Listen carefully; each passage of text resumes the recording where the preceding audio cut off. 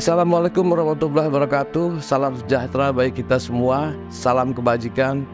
Om Swastiastu, Namo Buddhaya. Jumpa lagi dengan Kong Teguh di program Kong Teguh. Kali ini saya akan bercerita sedikit, singkat saja, tentang sebuah lembaran hitam dalam periode kolonialisme Belanda di Indonesia. Mungkin kita pernah mengenal tentang pergundikan atau perseliran, atau barangkali yang lebih tepatnya adalah budak seks di dalam rumah-rumah orang-orang Belanda. Yang dijadikan budak seks adalah perempuan pribumi. Saya tidak akan membahas pergundikan secara umum yang menggejala sejak kedatangan VOC sampai tahun 1930-an. Saya akan mengkhususkan diri pada pembahasan tentang pergundikan atau perbudakan seks di dalam asrama tentara. Ada satu buku yang barangkali menarik untuk dibaca adalah soal pergundikan, yaitu Denyai, karya Regi Bai, yang penulis buku ini yaitu Regi Bai juga seorang anak gundik. Yang kedua adalah tesis S2 Stella Adering yang khusus mengkaji tentang pergundikan atau perseliran di barak tentara. Tidak ada yang tahu pasti kapan pergundikan di barak tentara dimulai. Yang pasti Kniel atau Koninklijk Nederland Indisch Lager atau Tentara Kerajaan Hindia Belanda dibentuk setelah kepergian Inggris sekitar tahun 1820-an. Lalu kemudian Kniel terlibat dalam perang Diponegoro, perang Padri di Sumatera, perang Diponegoro di Jawa atau disebut juga dengan perang Jawa.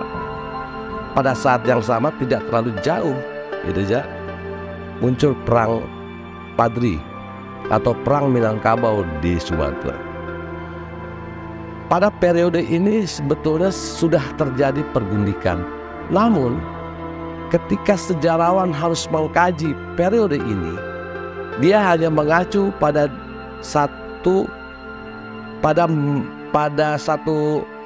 sebuah periode yang sebenarnya sangat pendek, yaitu tahun 1878 sampai 1935. Pertanyaannya adalah kenapa hanya periode ini para sejarawan mengupas soal pergundikan?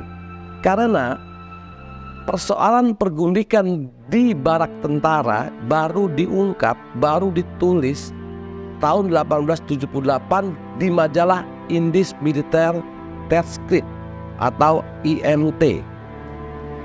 Majalah ini pula yang kemudian tidak lagi menulis soal pergundikan tahun 1933. Ada sebuah kesepakatan yang tak tertulis di kalangan para sejarawan bahwa tahun 1878 pergundikan di barak tentara itu sudah terlembaga sedemikian rupa.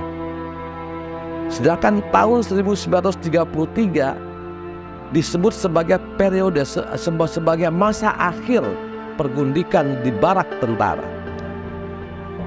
Pertanyaannya adalah sebenarnya sejak kapan pergundikan di barak Kniel terjadi? Kalau kita mengacu kepada cerita Darus Tonce Polan yang terlibat dalam perang Diponegoro dan perang Padri, pergundikan sudah ada pada tahun-tahun 1820-an dan terus berlanjut. Namun kisah tentang pergundikan pada periode itu, pada 50 tahun pertama itu sama sekali tidak terdata, tidak ditulis secara baik, tidak diceritakan secara baik oleh para serdadu Belanda pada saat itu. Jadi ada dua penyakit di dalam asrama tentara sebelum Gundik datang, yaitu alkoholisme dan prostitusi. Itu menggejala sedemikian rupa sehingga kemudian meresahkan kerajaan Belanda. Serdadu Kenil disebut pada saat itu sebagai orang yang tak bermoral, orang-orang yang tidak bersih dari peradaban Eropa, yang mentabukan pada saat itu mentabukan prostitusi. Untuk mengatasi persoalan ini, maka pergundikan menjadi sesuatu yang legal meski tidak ada undang-undangnya. Pergundikan meski dalam wacana Eropa, dalam diskursus budaya atau peradaban Eropa pada saat itu sebagai sebuah kejahatan, tetapi menjadi sangat diperlukan untuk menyejahterakan tentara Kenil pada saat itu. Maka pergundikan skala besar di setiap asrama tentara dimulai. Mengenai waktunya, itu yang kemudian tidak diketahui. Siapa sebenarnya yang harus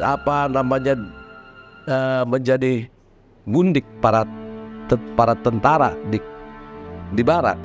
Mereka adalah wanita-wanita pribumi, wanita-wanita lokal yang direkrut rata-rata berusia antara 12 sampai 35 tahun. Mereka dijebak dalam ini, tetapi mereka sadar, mereka para calon gundik ini sadar dijebak karena satu hal, mereka ingin lepas dari kemiskinan. Direkrut, diperiksa kesehatan, masuk ke dalam barak-barak militer, menjadi pelayan rumah tangga setiap tentara. Dalam dalam tesisnya, Stella Adring mengatakan mereka sebagai istri pengganti. Mereka mengurus rumah tangga, mulai dari mencuci pakaian, menyediakan makanan, segala macam seperti apa yang dilakukan para ibu-ibu rumah tangga dari dulu sampai saat ini. Tetapi mereka juga melayani seksual, melayani kebutuhan seks para tentara. Sesuatu yang kemudian menurut tesisnya Stella adalah gundik sangat berperan menyejahterakan tentara, membuat tentara tidak lagi membanjiri, tidak lagi mendatangi rumah prostitusi, dan relatif tidak lagi kebanyakan mengkonsumsi alkohol. Peran gundik begitu luar biasa bagi tentara Kenil pada saat itu. Di sisi lain, mereka, para gundik ini, tidak hanya sekedar melayani sang majikan hanya satu orang, tetapi itu bisa diberikan kepada yang lain. Contoh, ada sebuah cerita, bukan satu cerita, ada beberapa cerita menyebutkan seperti ini. Ketika kemudian seorang gundik yang melayani tentara bernama A, saat tentara bernama A itu dipindah tugaskan keluar atau pensiun, sementara dia masih begitu muda, dia akan diberikan kepada tentara yang lain, meneruskan pergundikannya kepada yang lain. Yang lebih mengerikan lagi, tentara itu sendiri menjadikan gundiknya pelacur, menjualnya kepada serdadu-serdadu muda yang ingin mencicipi gundik miliknya. Caranya adalah dengan mengatakan kepada si para gundik-gundik itu, kalau ada teman saya datang, layani dia. Atau gundik ini disuruh keluar melacur di luar tangsi, di luar barak. Pada jam tertentu dia akan dijemput. Artinya barak Kenil sendiri menjadi penyuplai pelacur, meski tidak dalam skala besar pada saat itu. berikutnya adalah gundik. Masa tugas gundik di dalam barak militer itu juga sangat terbatas. Dia tidak akan bisa selamanya. Pada saat usia 30 tahun, ketika dianggap lagi tidak menarik oleh orang yang mempergundik atau oleh atasan, dia akan mendapatkan surat lepas. Artinya dia dilepas dari tangsik. Apa menjadi persoalan adalah apakah gundik itu kembali ke kampung halamannya, kembali ke keluarganya? Sangat tidak mungkin. Dia sudah tidak diterima oleh keluarganya karena sudah hidup di dalam sebuah lingkungan yang kalau dia adalah seorang muslim, lu sudah kafir. Karena hidup di lingkungan kafir, lu nggak bisa balik. Yang terjadi adalah para gundik yang sudah lepas melacurkan diri di luar tangsi, di luar barak-barak tentara. Jumlah itu banyak, dan itu kejadian yang sangat menarik adalah terlihat di Magelang. Karena Magelang pada saat itu adalah pusat pendidikan Knil, serta di beberapa kota-kota besar lainnya di Pulau Jawa serta di Sumatera.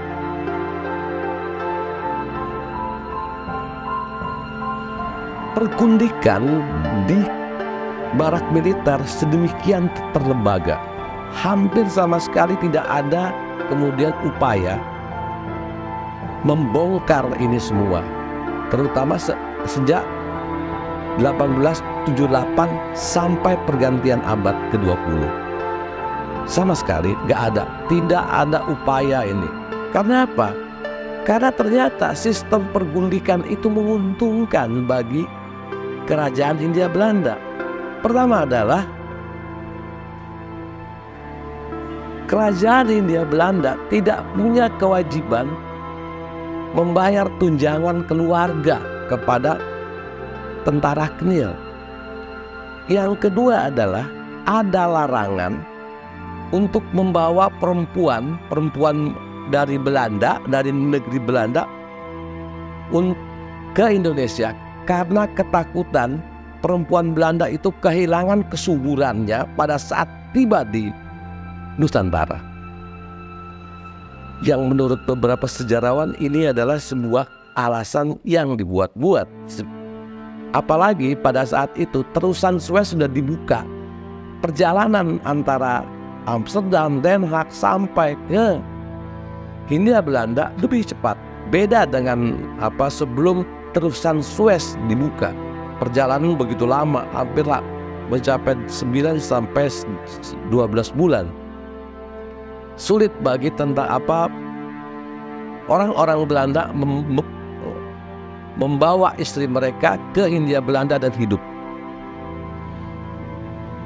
Namun pada pergantian abad, pada memasuki abad ke-20, pergundikan mulai dipertanyakan.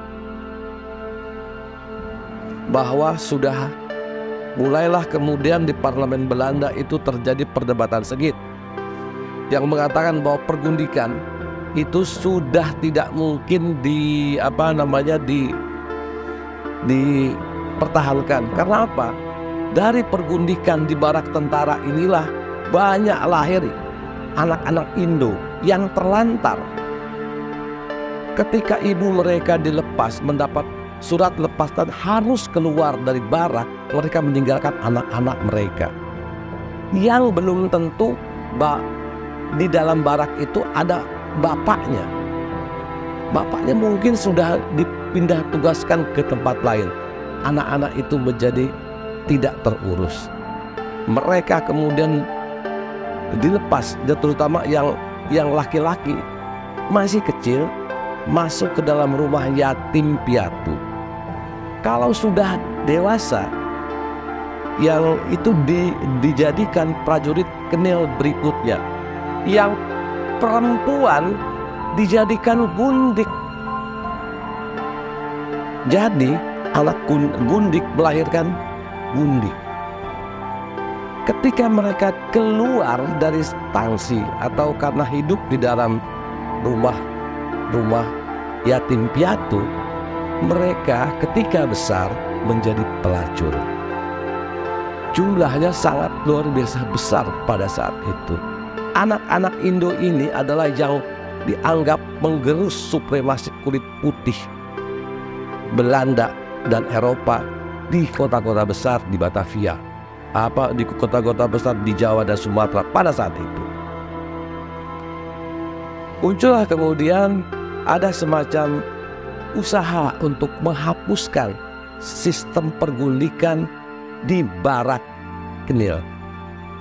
Terlebih banyak laporan pada saat itu, plus politik etis yang dijalankan oleh pemerintah Belanda mengungkap semuanya bahwa yang terjadi di barak militer atau di Barak Knil bukan hanya sekedar pergundikan, tetapi perbudakan. Wanita-wanita pribumi itu tidak sekedar menjadi gundik, tetapi menjadi budak seks. Mereka tidak punya hak apa-apa untuk dilindungi ketika kemudian orang yang mempergundik mereka mati dalam pertempuran. Mereka tidak mendapatkan pensiun, anak-anak mereka tidak mendapatkan tunjangan apa-apa. Terlantas demikian rupa memunculkan kemiskinan di kalangan masyarakat Indo-Belanda pada saat itu. Sesuatu yang kemudian menjadi mengganggu pemerintah Hindia Belanda pada saat itu, juga kerajaan Belanda. Namun butuh waktu hampir 30 tahun untuk menghapus pergundikan di barak militer. Karena pergundikan itu sudah terlembaga sedemikian rupa dan dianggap sangat menguntungkan. Ketika kemudian pemerintah Hindia Belanda harus menghapusnya, mereka harus mempersiapkan anggaran yang luar biasa besar. Pertama, pemerintah Hindia Belanda harus memberikan ruang yang cukup di dalam tangsi untuk keluarga prajurit. Yang kedua, membayar tunjangan anak-anak mereka dan istri mereka yang bule, istri-istri mereka yang berasal dari Den Haag atau dari Amsterdam, yang relatif sebenarnya juga bukan orang kaya tetapi gelandangan, dan lain-lainnya.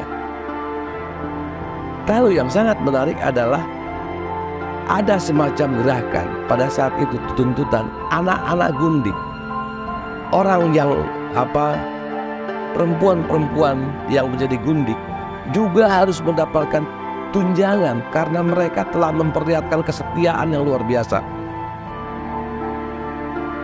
Dalam salah satu edisinya, majalah IMT atau Indische Militair Tijdschrift bercerita tentang Tontje Pollan dan gundiknya. Tontje Pollan ikut perang di Ponorogo, seperti tadi saya katakan, juga perang Padri. Gundiknya tidak sekedar melayani kebutuhan makan, mempersiapkan pakaian segala macam bla bla bla, juga melayani kebutuhan seks dan ikut dalam pertempuran di Minangkabau. Mereka selalu gundiknya Tontje Pollan ini berada di sisi orang yang mempergundiknya. Mereka setia dan keduanya setia. Disebutkan di situ, gundik tidak selamanya buruk. Mereka juga berhak mendapatkan penghargaan dan tunjangan. Upaya itu kemudian berlanjut terus sampai tahun 1930-an. Tapi kembali lagi, sangat alot, sangat luar biasa, nggak mudah menghilangkan pergundikan itu. Sebagai informasi juga, perempuan-perempuan yang bergundik itu diberi nama Sarinah. Jadi kata Sarinah itu adalah kata atau nama untuk orang banyak, yaitu perempuan-perempuan gundik di barak militer. Sementara orang Belandanya, prajurit-prajurit Kenil yang Belanda menyebut dirinya Jan Fuselier. Sedangkan prajurit Kenil yang orang Jawa disebut Kromo.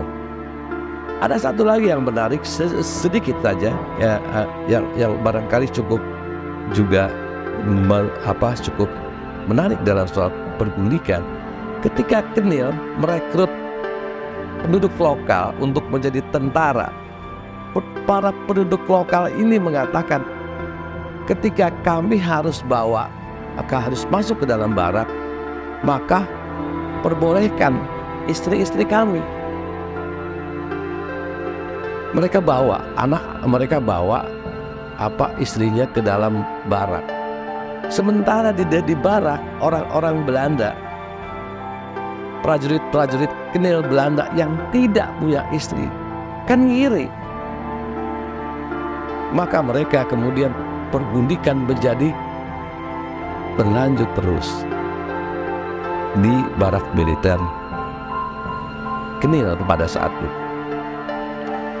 Setelah tahun 1933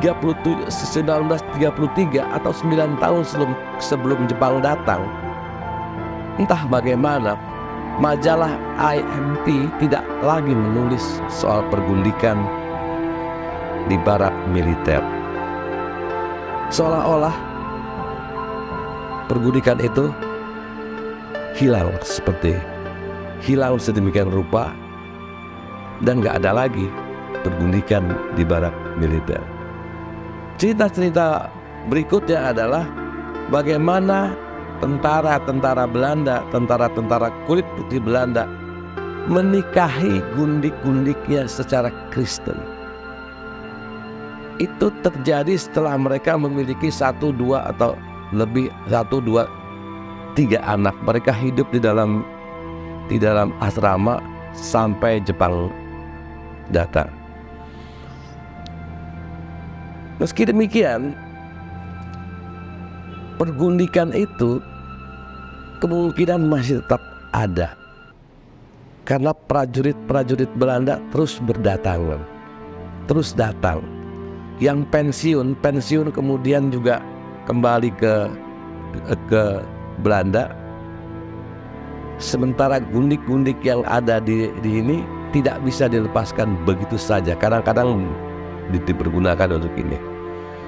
Yang pasti adalah setelah Jepang datang, sudah tidak terdengar lagi gundik atau budak seks di dalam barak militer Hindia Belanda atau Kenil menjadi terlupakan. Padahal itu periode paling gelap dalam sejarah militer Belanda di Indonesia, karena berlangsung 70 tahun bahkan mungkin lebih.